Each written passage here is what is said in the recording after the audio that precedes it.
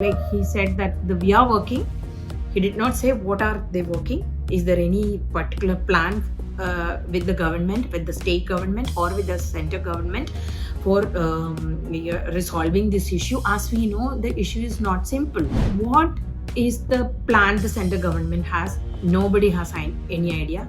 Whether they are going to talk to what all, which all sections, nobody has any idea. Prime Minister Modi's usual the attack on the opposition in his speeches was, I don't think it was so aggressive against opposition. I would not say it was a boasting or something. Any political leader would have to say that we are coming back to power.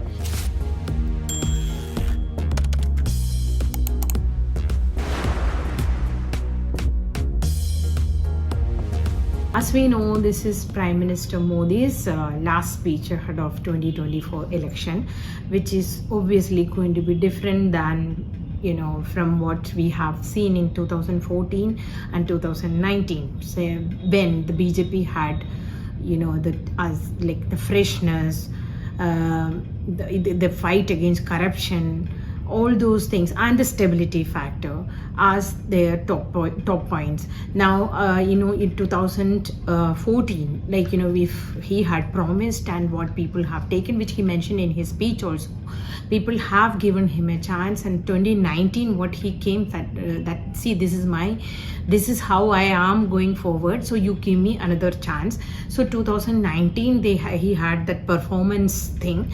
Now 2024, what he's saying in what he said in his speech was that, see, I have performed. You have given me with my mandate has given you have given me courage to do the reforms. I have initiated the reforms and the transformation has started. So for 2024, you have to give me, indirectly what he was saying, that transformation to reach India to a third largest economy by his next term, if it comes, and also to make India a developed country by 2047. This is what he had said.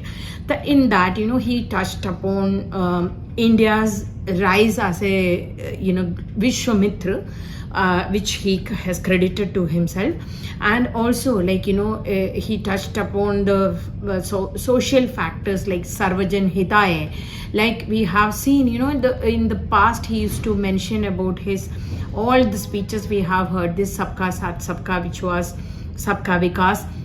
This speech, we did not hear that, but we heard that this Sarvajan Hitaye, Sarvajan Sukhaye, so this welfare for all and all. So he was trying to put up a picture of himself, trying to get everybody along, in which he also mentioned about the Triveni, what are the major advantages of India to go forward and to become one major force, a global power, which he said, the demography, the democracy, and the diversity.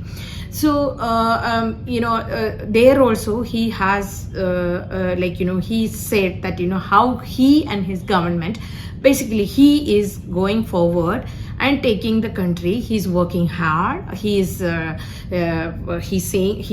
he actually wound up his speech by saying that, see, I come from you, I am one of you. You have given me strength and I am working hard for you. I cannot see you sad, so I am working. Another thing in his speech was that, he did not shy away from using or taking up or referring to the major criticism against his government, unlike in his other speech in Parliament when he was replying to the motion of no confidence motion debate. He mentioned about Manipur in the beginning itself.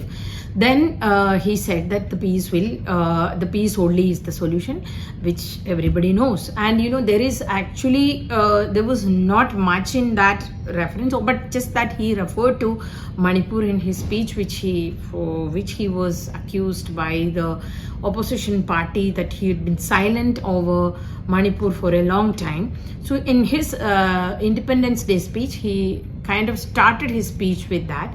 Then he also talked about inflation. He said we were importing stuff from the foreign countries. We were importing even the inflation. So indirectly he was trying to blame the global scenario, but he said that I have done or I have already taken some measures. I am in the process of doing more. You can expect more announcement in the near future to contain inflation so that your problems are resolved. So he also announced some schemes like 2 crore crore-patis for self-help group, the women who are working with in the self-help groups. Here also, like in his last Independence Day speech, the focus he tried to give to women, like although he did not like elaborate at length, the emphasis was there that if in the last speech he spoke about Nari Shakti, in this speech he spoke about how women are in different fields, the Indian women are, and he says that even the G20 countries have taken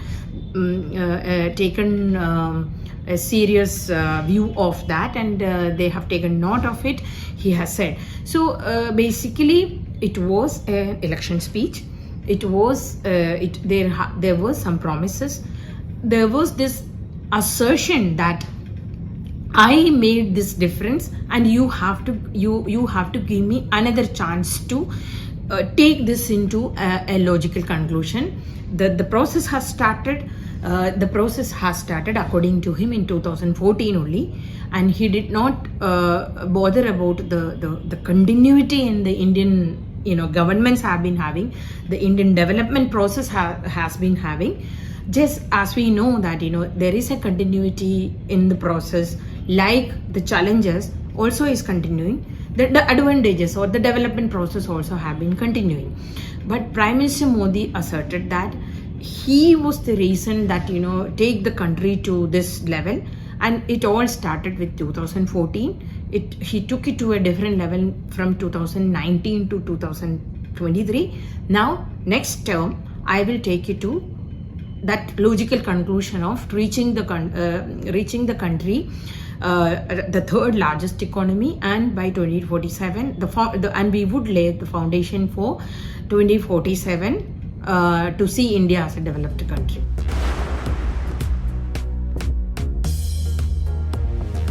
He did say anything very concrete there, like we do not know what are the steps the government is taking, other than what we have already seen from the parliament speech. Also we haven't seen, just that he mentioned there it was just the politics, because he was under so much pressure to talk about Manipur. He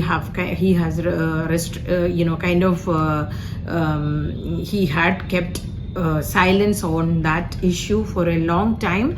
It needed a video of 2 women being paraded naked to come out, and there was such hue and cry over it, only made him say something at the beginning of parliament session. Then we know that even in his address while he was replying to the no confidence motion debate, he did not mention to refer to Manipur for almost 90 minutes. Here he just mentioned about it, and it was just the basic, like he said that we are working.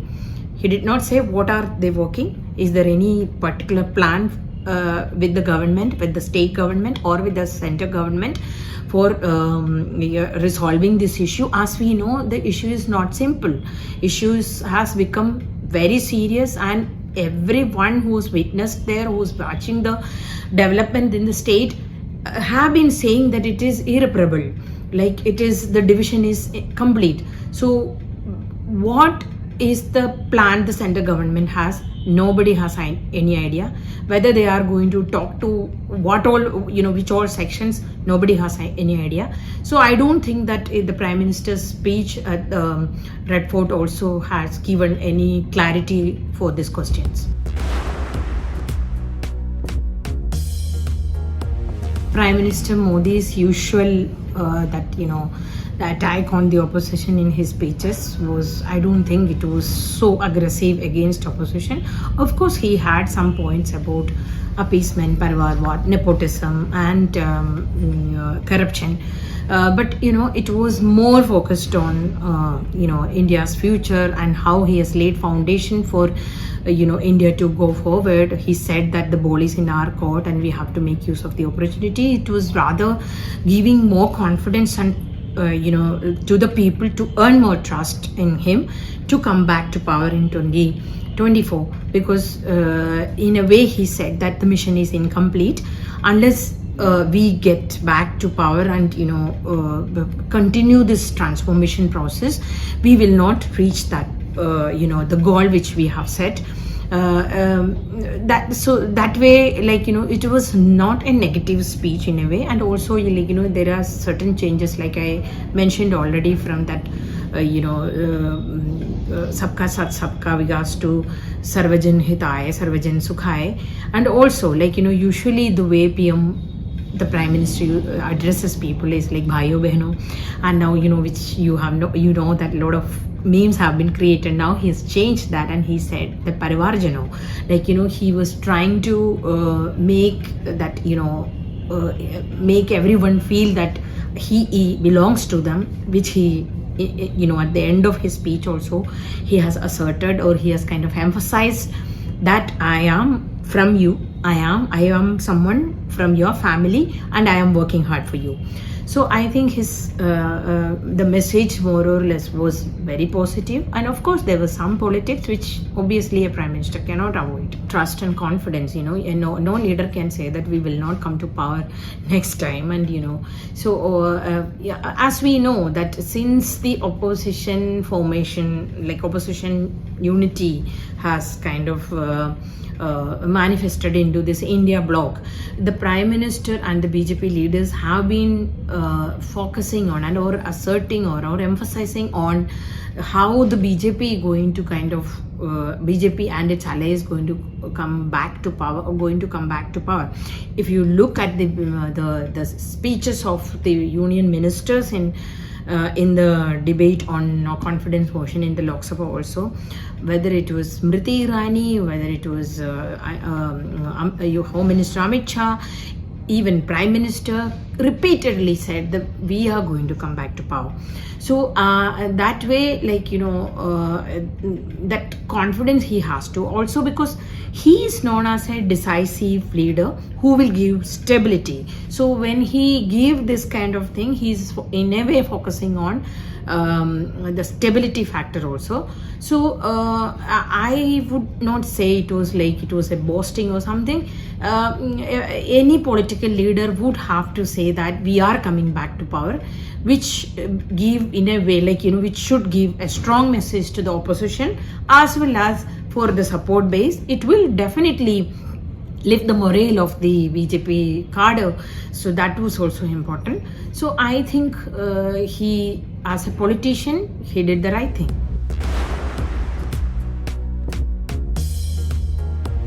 It was much longer one, and also like I said in the past, he had dedicated more time to attack the opposition, the family parties, nepotism. In his speech, he referred to them, he mentioned about them, but he did not spare a lot of time for that. Rather, he was giving, he was saying people that I have your trust, and I trust that you are going to send me back to power to complete the mission you have given me. And also he said that why he has to come back to power, and also in a way he said that whatever is happening in India is because of him, and is whatever changes India has witnessed in the recent past is only because of whatever the initiatives and the measures his government has taken since 2014. Basically, he tried to, the past, all the mistake is belong to the opposition or someone else like Mughals, but all the good things, whatever happening is present is on, he owned it. like we know in their speeches always they blame whatever happens, like Manipur, whatever is the development, he in his speech in Lok Sabha he blamed the Congress. He said the ills of Northeast, the disadvantages the Northeast is facing, the origin is the Congress or its decisions. So the same approach was there in the speech also. And like I mentioned, he has made some changes in his phrases he uses, from sabka sath sabka vikas to sarvajan hitaya sarvajan sukhaya, and also to from bhaiyo behno to parivarjano. These were the changes I think I have noticed.